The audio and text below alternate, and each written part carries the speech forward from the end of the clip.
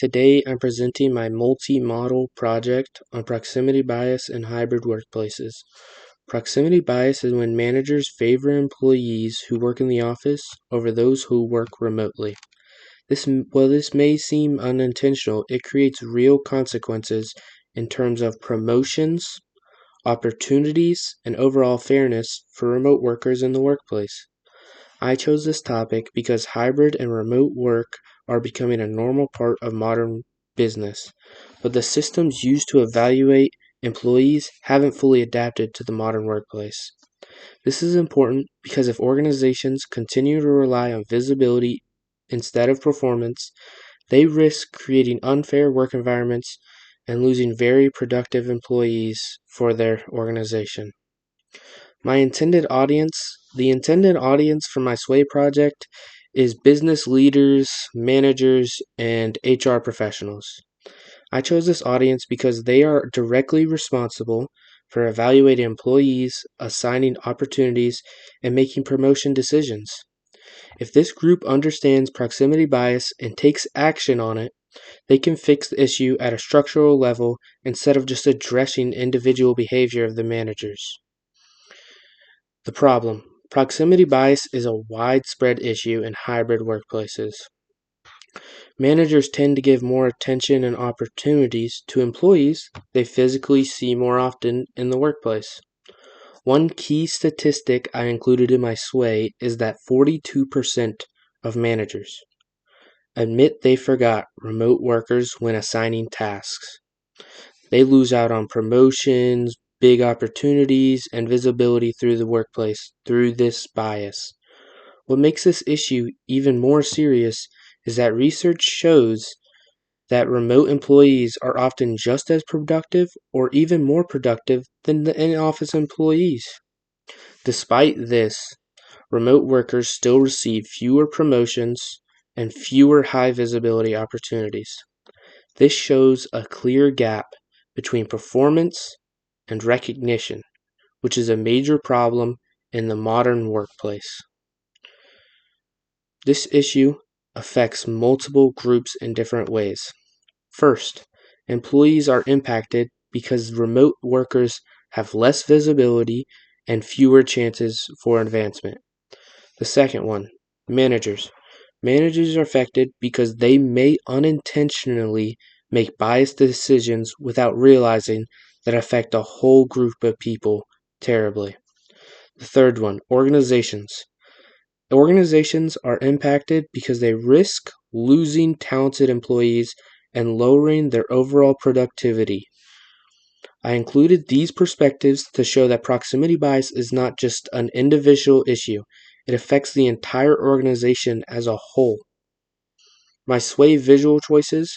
In my Sway, I used images and layout choices to visually represent the difference between in-office and remote employees.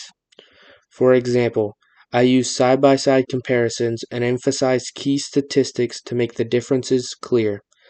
These visuals are effective because they allow the audience to quickly understand the imbalance without needing a lot of text, which is important for a business audience. The past solutions.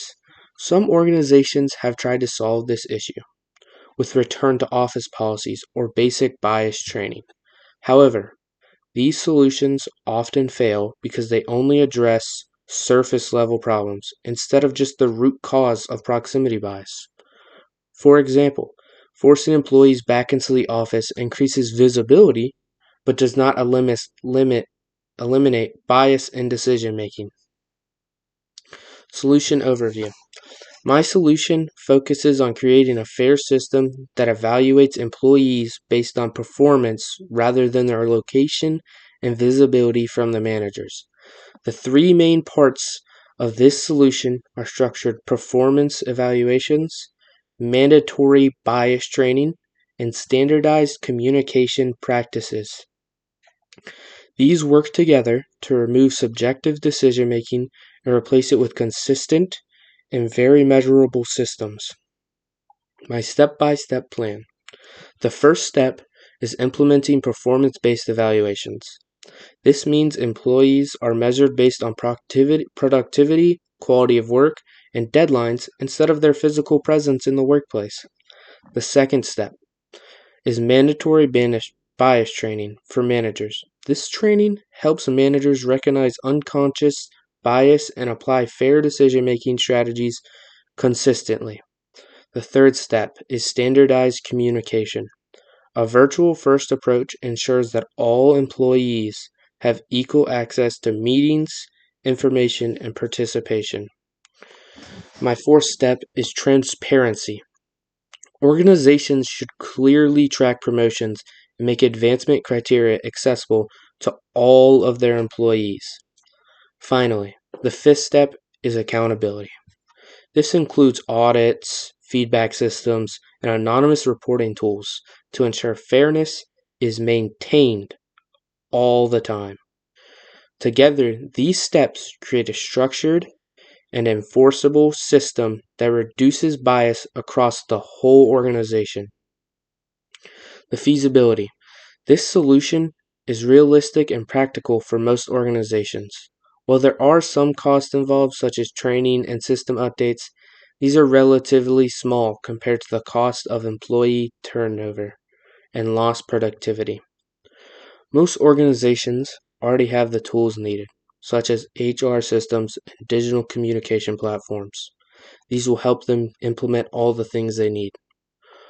Although there may be some resistance from managers, this can be addressed through education and data that shows the benefits of fairness and performance-based systems. Call to action. In my sway, I made the call to action direct and clear. Organizations need to take immediate steps to eliminate proximity bias and ensure employees are evaluated based on performance, not their location. This is important because without action, the problem will continue to grow as hybrid work becomes a lot more common in the modern workplace. My closing reflection. Through this project, I learned that workplace bias is often unintentional but still has serious long-term effects. One important takeaway is that hybrid work itself is not just the problem. How organizations evaluate employees is the real issue behind it all. If I continued researching this topic, I would explore how future technologies could help create even more objective evaluation systems. Overall, this project helped me understand how important fairness and structure are in modern workplaces, and how organizations can improve by adapting to new work environments. Thank you.